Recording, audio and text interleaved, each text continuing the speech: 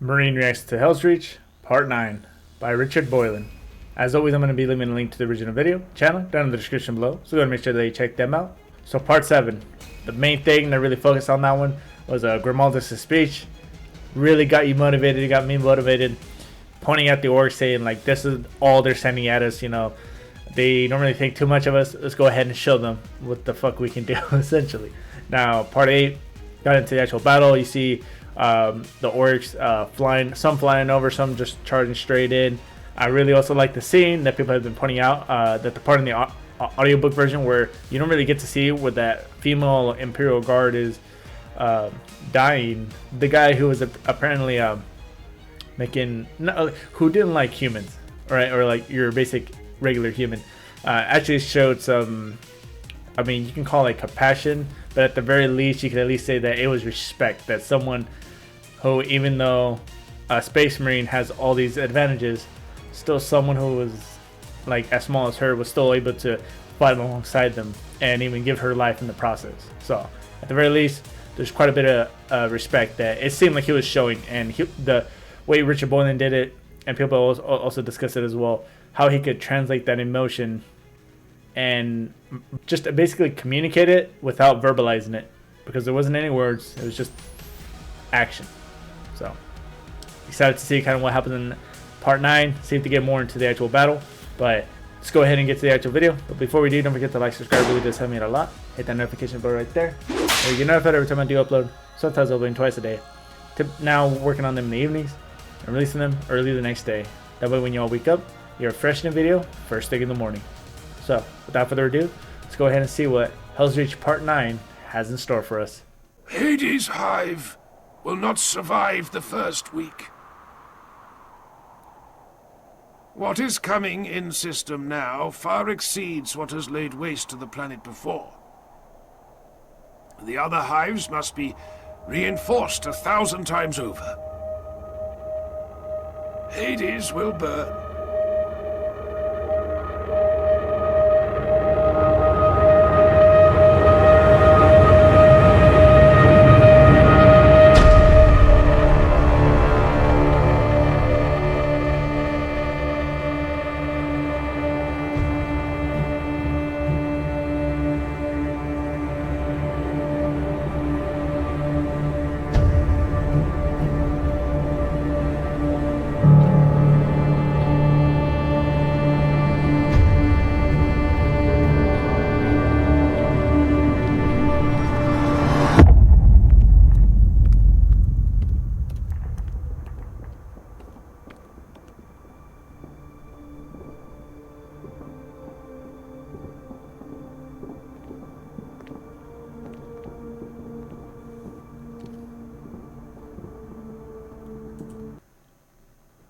I don't know if you guys can tell, but like right here on the edge, yeah, I mean, it's a little thing, but I just wanted to point out they got really good trigger discipline. Like not keeping your finger in the actual trigger, but like having it on the outside. God, that's such a nerdy thing of me to say, but in any case, I'm loving the way the animation just keeps changing, and it looks like it's getting more refined every single time with every single episode.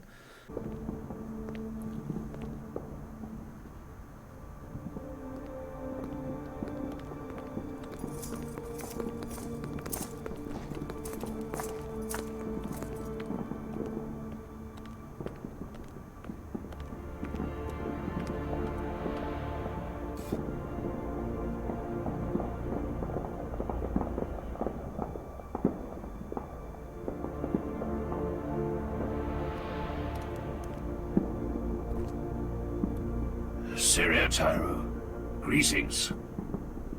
How may I be of service, Reclusiarch? We have defensive positions in the wastelands, manned by the Steel Legion. Yes. Yes.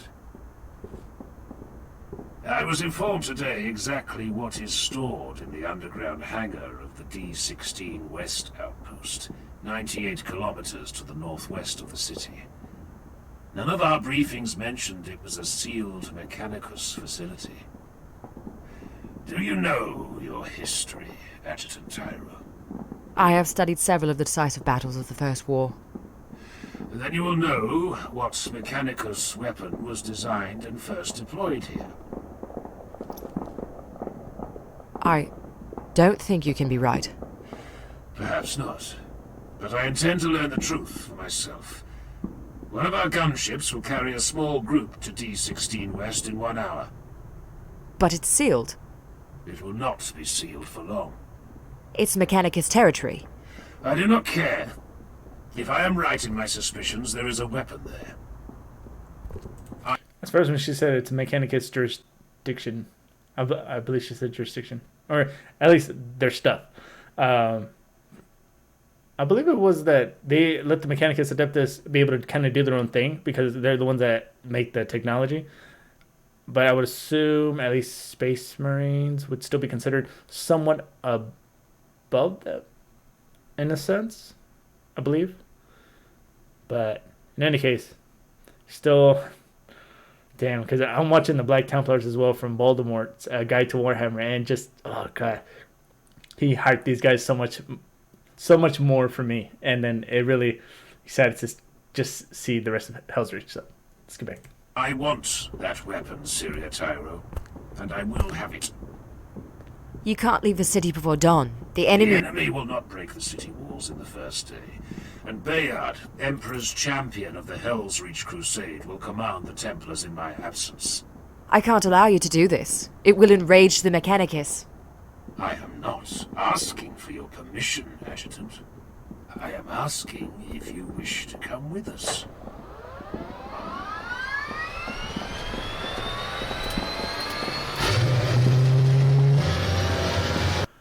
This man gives no fucks. Curious though as to why he would bring her though. Maybe as kind of a liaison.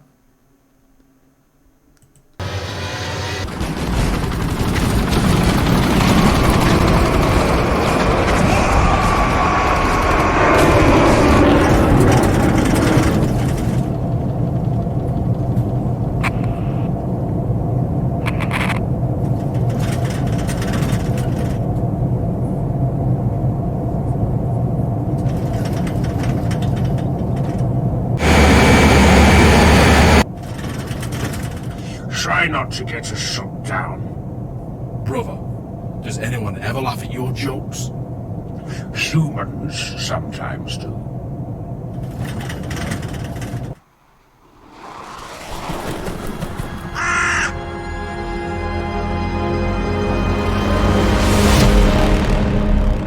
My princeps. Hello, Valiant. My princeps, the adepts of the soul are reporting discontent within Storm Herald's heart. We are getting anomalous readings of ill temper from the reactor core. We are angry, Maserati. We yearn to bring the thunder down upon our foes. That is understandable, my princeps. You are operating at peak capacity. You are sanguine. Are you querying if I am at risk of being consumed by Storm Herald's heart?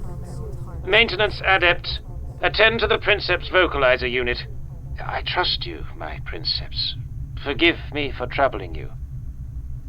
There is no... Your concern touches me, Valiant. We will see battle soon, Valiant. Anomalous has promised it to us. We are all ready, my princeps.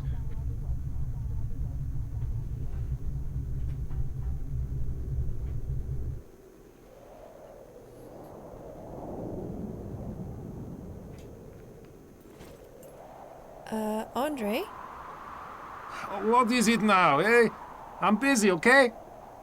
Is that a gunship? What are you talking about, eh? That. It's just immediately, someone told me that the Imperial Guard would be the perfect representation of the Marine Corps, or your typical branches, right? And just seeing this right now, it reminded me of, say, when I was in Syria, standing post, and one person, you're always with the buddy. You always have one person watching out, and then the other guy is either sleeping, doing something else, chilling on his phone, even though we weren't supposed to have it there with us. But or we're just taking like random moto pics with some of the weapon or gear. I'll try to link a picture here of myself because I took a few, but man, dude, the amount of stories we would just tell each other or just bullshit with each other just to pass time because we were on there for 8 hours and then we would have 8 hours QRF and then 8 hours of rest. And QRF, we weren't supposed to be doing anything, but they would always have us doing stupid shit like building another post 20 fucking meters to the right for no apparent decent reason. But this guy just reminded me of me because I'd take off all my gear and just sit there, and we were more concerned about getting caught by the SOG or sergeant at the guard without our gear on. Okay, I kind of went off on a tangent, but yeah, obviously these two are standing post. This is Damascus at Boundary 3. Contact. Imperial gunship inbound. That is the Black Templars, yes? They are from Helsreach. I know this. I listen to my briefings. I do not sleep like you. This can't be good. I do not agree, you know. This is Astartes business. It will be good. Good for us, bad for the enemy. What? It will be good. You'll see, eh? I'm always right.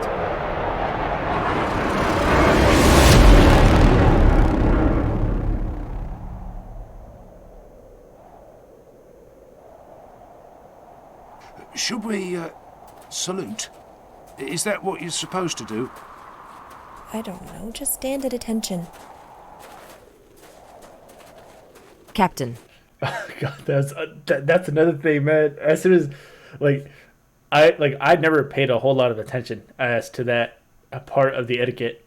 You're supposed to learn it in boot camp, and fuck, man, I forgot so much about it. So, for example, when someone would walk in on deck, I forgot who it was supposed to be or what rank it was supposed to be at, but I believe we had a gunny that was acting first horn, and when he would come in, we'd say, "Attention on deck," and then we would call out who it is, etc. on that. And then as far as addressing some people in a certain way, like some people, if they're just like an officer, you just say "sir," and that's it, right? Some would prefer that they call them a lieutenant. I'm Adjutant Quintus Tyro, seconded to Hive Helsreach from the Lord General's command staff.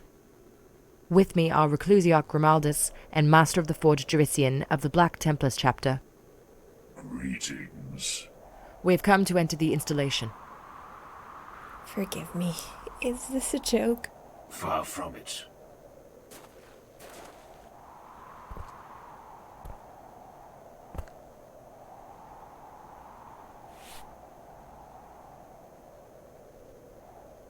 There is no power here. They left this place entirely devoid of energy. No, there is power. The installation sleeps but does not lie dead. It is locked in hibernation. Power still beats through its veins. The resonance is low, the pulse is slow. I hear it nevertheless. Can you open these doors? Can you get us down into the complex? It will necessitate a great deal of rerouting power from auxiliary sources, and those will be difficult to reach from a remote connection point here. A parasitic feed is required. Jurician, answer the question. Forgive me, Reclusia. Yes, I will need 1 hour.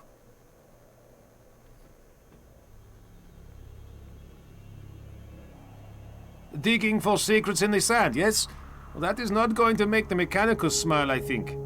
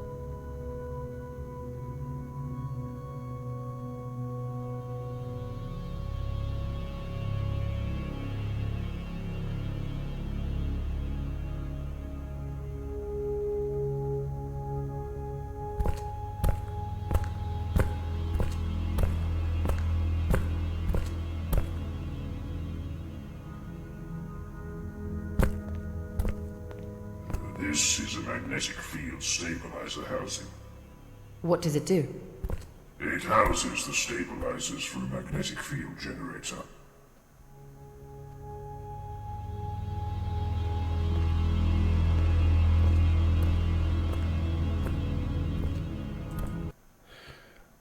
So I'm still unsure as to why they brought her, and I have two possible theories though. One is to either handle the talking for them, because obviously it seems like these two in particular don't like talking to quote unquote regular humans, right?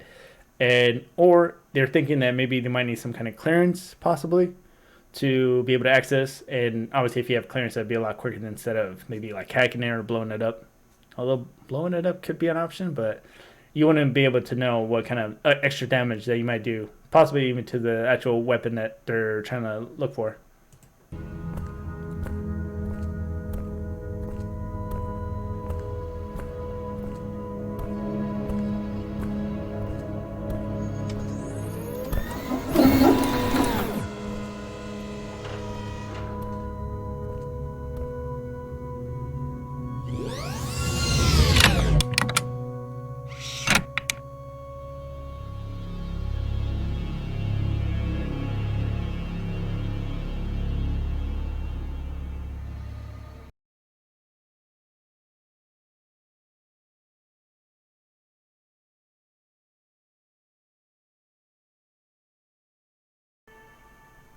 I was right. This is it. It is so beautiful.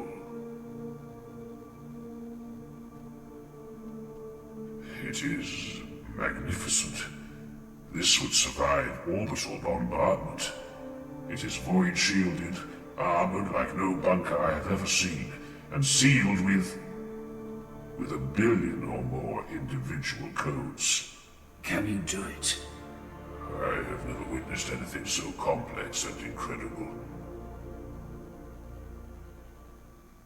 It would be like mapping every particle within a star. Can you do it? Yes, Reclusiarch, but it will take between 9 and 11 days. I don't believe it. It can't be here. It is. This is where the Mechanicus hid the Ordinatus Armageddon after the First War. This is the tomb of Oberon.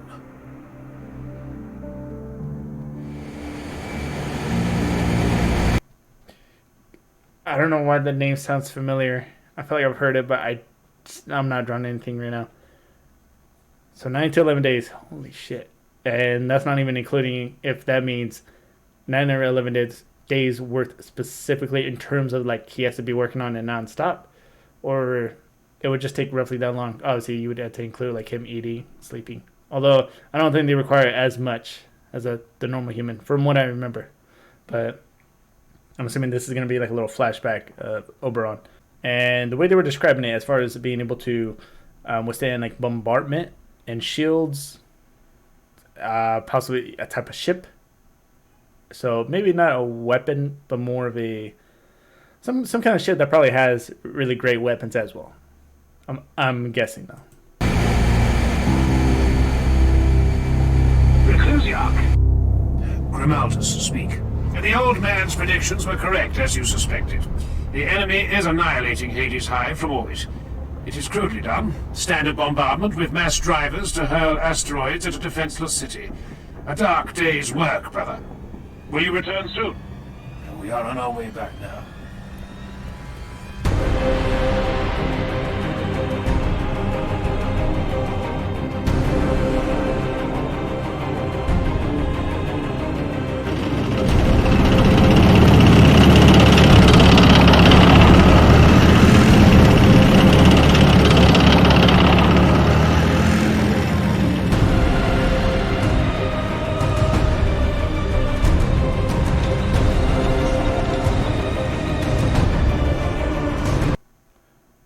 That was Commissar Yerrick, the Commissar Yerrick, and because of the eye, I'm really hoping I'm not wrong in this one, but I'm almost 99.9% sure that was him. And I did hear that he was supposed to be on another part of the planet.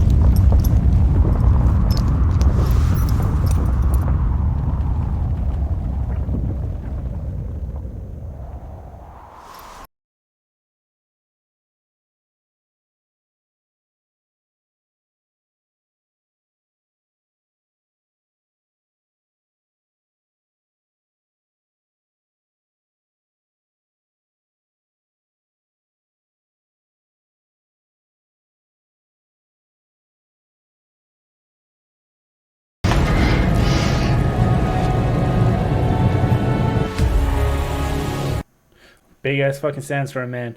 I can't tell you how many times those happened in Syria, and they were always very quick. It kind of came out of nowhere, and would most likely go away after some like a short amount of time. But dude, God, I had a Snapchat of it back in when I was in, but I think I deleted it a while back. But dude, it literally looks like Mars, and I mean, I'm assuming this is a sandstorm. I mean, obviously it looks like one, and that's gonna create a whole lot of issues, especially the fact that they're flying right now. Dude, I mean, it's just honestly terrifying. Even if there's just not even like all that dirt and sand kicking up, because that shit actually really fucking hurts if the actual wind that it comes with is really strong. Now, as far as moments where you're having to even just deal with wind, right? Obviously, these are more advanced vessels and all that. But for example, during the first deployment, one of my buddies who was in an Osprey, they were doing a trap mission. Now, when they were in the air for quite some time, and they had hit a little bit of turbulence, and then at one point, my buddy starts not freaking out, but starts to get a little bit worried because he's looking at the crew that's in there, and he sees them with the green light going through a manual. So one of the last things you want to see the fucking crew doing when you guys are kind of hiccuping in the air, and obviously Ospreys don't necessarily have the best reliability. If you've ever been on one, it's fucking. If you hate turbulence, you would hate going in an Osprey. Yarrick was right. Hades is burning. Brace yourself, brothers!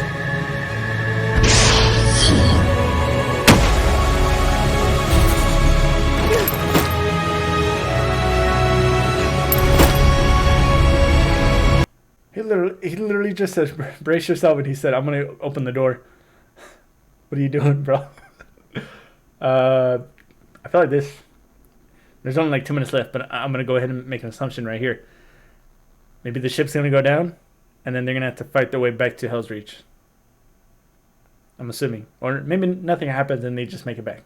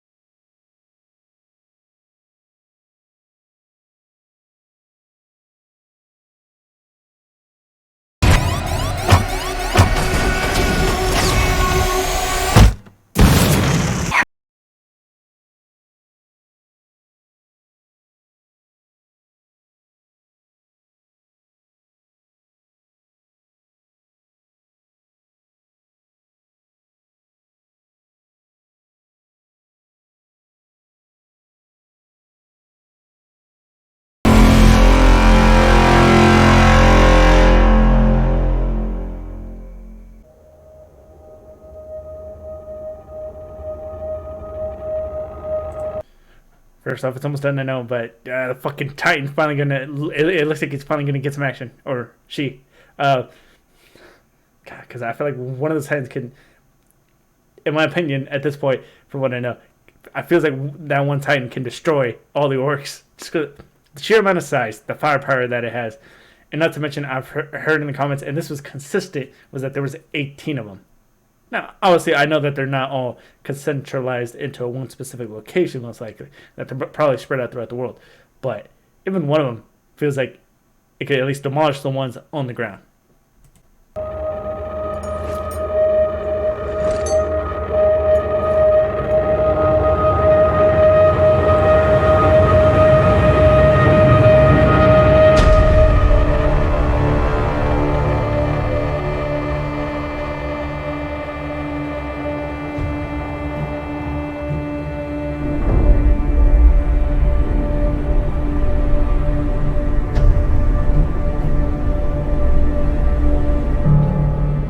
Let's go ahead and talk about that for a minute.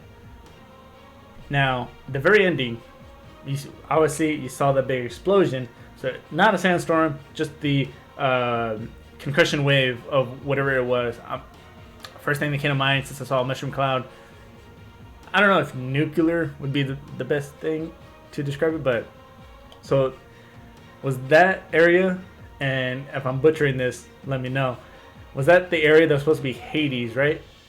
And they said that Yorick was right, because they kept on saying Hades, and I was like, I thought it was Helsreach, but it's just a different location. And that bombardment that they were talking about made those waves. Fuck, I'm drawing a blank right now, but those concussion waves, let's say, was able to affect things from that far to the point where it almost had the ship completely go down.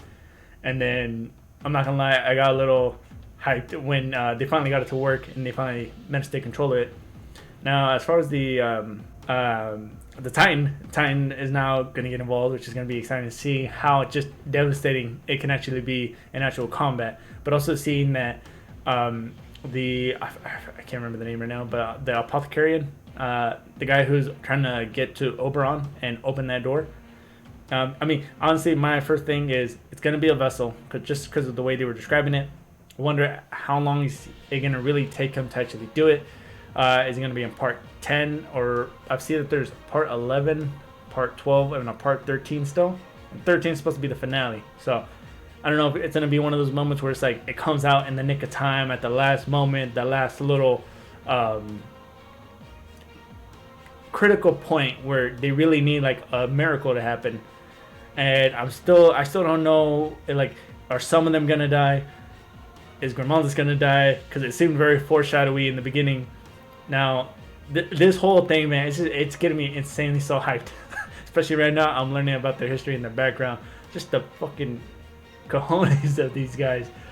But yeah, I'm really excited to start getting into part 10. That's gonna go ahead and do it for this video. Don't forget to like, subscribe. It really does help me out a lot. Hit that dislike button if you didn't like it. It helps me improve the channel. If you're curious to see what's coming up next, check the description down below. You're gonna see a list of about 5 videos. Top to bottom is gonna be how I view them. Until then, I'll see you all in the next video. Bye.